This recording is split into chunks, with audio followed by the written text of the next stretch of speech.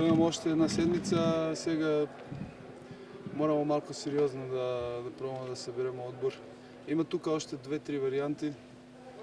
Неки футболисти кои са били малко ван тренировки, да не са тренирали, се връщат. И в смисъл Белоит тук. Има още 2-3 нова футболиста, кои би трябвало да бъдат готови за това матчово prvенство. И в смисъл сега, като погледате 90 минути, може да още нещо малко не е како треба, али очекивamo всичко да будем наред kad treba. Успявате ли да се сработите? Доста нови попълнения има, много напуснаха отбора. Да, това е мало тежко. Нови не разбирають добро бугарски, пак бугари не говорят добро английски. Тук става малко проблем. В смисъл, още не са навикли на имена, на това, какво тренер иска от отбори. В смисъл, трябва да мине 2-3 седмици да пробваме да се съберем. Ама не сумням че тренер да направи права комбинация за първи мач. Има ли си подобен случай в твоята кариера да работиш с толкова млади футболисти? Било то в подготовка се очертава дори в шампионата всички тези младите да получават доста шансове.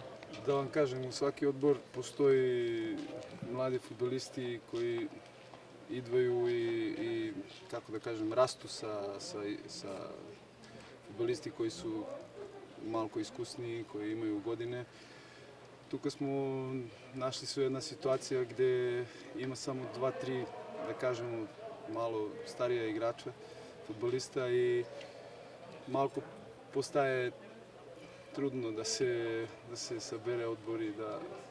Али из мач у мач може да видите да и они стасавaju и да полако може да леко може да отговори на оно, що тренер иска. Има ли някакво съжаление от теб, че реши да останеш в Левски, въпреки тежката ситуация? Имаш оферти към теб, виждаш какво е положението? Да вам кажем, няма съжаление.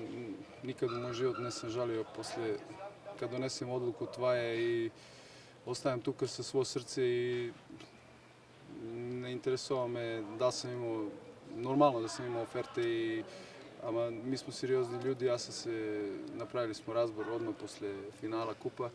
И да не понавljam, това е вече втори, треći put да говорим. Не жалим, що съм остал. Тук съм и тук ще да будем до край. Днес се заговори, че от Левски ще ти предложат договор от 4 годишен, който да те задържи на практика почти до края на кариерата. Има ли нещо вярно и ти готов ли си да подпишеш такъв договор с клуба? В смисъл, всеки ден се više харесам taj клуб и леко ми прираста за сърце. Осjećam се тук kao da sam много години тук и било е говора малко за taj neki договор до края кариере. Аз също размишлям от това и чакам сега. Не е момент за това. Почекам още малко на Иво Тонев и на спортски директор да они вика kad je taj момент да се говори о нови договор. Ама сега са ми 100% мисли усмерена на prvенstvo и не размиšljam o novi dogovor. Ako dojde, ako ne dojde, čakam i najbitnije je да се концентрирamo всичко на prvенstvo и да пробваме да направим добър резултат. И като за финал, можеш ли да обещаеш на феновете, че Левски тази година ще играе друг футбол, ще се бори за призовите места в първенството? Сега е мало трудно да се връщаш на нещо, що е минало. Значи, taj meč се свършил и ми сме загубили финале. В смисъл, prvih 2-3 dana bilo je много трудно, много nismo bili spokojni. Аз персонално съм бил много разочаран. Međutim, koristim ovu priliku da čestitam na odbor od Черноморие. Oni su se borili muški. Nema ko, аз само гледам напред и не интересуваме šta се desilo преди и минала сезона. Това е нова сезона.